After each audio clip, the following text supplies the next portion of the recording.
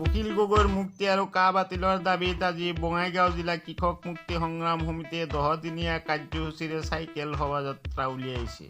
North Boitamari high school খেলপথাৰৰ পৰা উলিওৱা শোভাযাত্ৰা অহা 10 দিনত জিলাখনৰ চুকে কোণে পৰিভ্ৰমণ কৰি জনসাধাৰণৰ মাজত সজাগতা সৃষ্টি কৰিব। এবাৰ বঙাইগাঁও জিলা কৃষক মুক্তি সংগ্ৰাম সমিতিৰ চাইকেল শোভাযাত্ৰা। উকিল গগৈৰ মুক্তি আৰু কা বাতিলৰ দাবীত এই শোভাযাত্ৰা ওলোৱা হয়।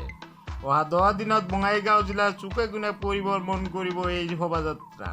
আমাৰ এই চৰকাৰখনে কৰি ৰাখিছে, অন্যায়ভাৱে অবিচাৰভাৱে তেওঁ কাৰাৰুদ্ধ কৰি ৰাখিছে। অখিল গগৈয়ে একমাত্ৰ কা বিৰোধিতা কৰাৰ কাৰণেই, অখিল গগৈয়ে একমাত্ৰ অসমৰ জনসাধাৰণৰ স্বাৰ্থত মাত মতাৰ কাৰণেই শাসকীয় বিজেপি চৰকাৰখনে তেওঁক দীৰ্ঘদিন ধৰি অন্যায়ভাৱে তেওঁক কাৰাৰুদ্ধ কৰি ৰাখিছে। গতিকে অনতিপলমে তেওঁক মুকলি কৰি দিব লাগে আৰু অসমৰ আৱেগ অনুভূতিক ধূলিসাৎ দি পেলাই অসমৰ 5গৰাকীকৈ নিৰীহ ছাত্ৰক হত্যা কৰি পেলাই যিখন চৰকাৰে কা আইন গৃহীত কৰিলে আৰু এই কা আইনখন এতিয়া তেওঁলোকে এইখন ইমপ্লিমেণ্ট কৰিবলৈ ওলাইছে। গতিকে ইয়াৰ আমি তীব্ৰ বিৰোধিতা কৰিছো। আমি অসমীয়া জাতিও তেতিয়াও আমি কা মনা নাছিলো, এতিয়াও নামানো আৰু ভৱিষ্যতলৈকে আমি কা নামানো। মুঠতে তেওঁলোকৰ বাহুবল প্ৰয়োগ কৰি তেওঁলোকৰ সংখ্যাৰ জোৰত বিজেপি চৰকাৰখনে কা আইনখন তেওঁলোকে আনিছে। কিন্তু এই আইনখন কেতিয়াও আমাৰ অসমৰ কোনো এজন মানুহে আমি কেতিয়াও মানিব নোৱাৰো।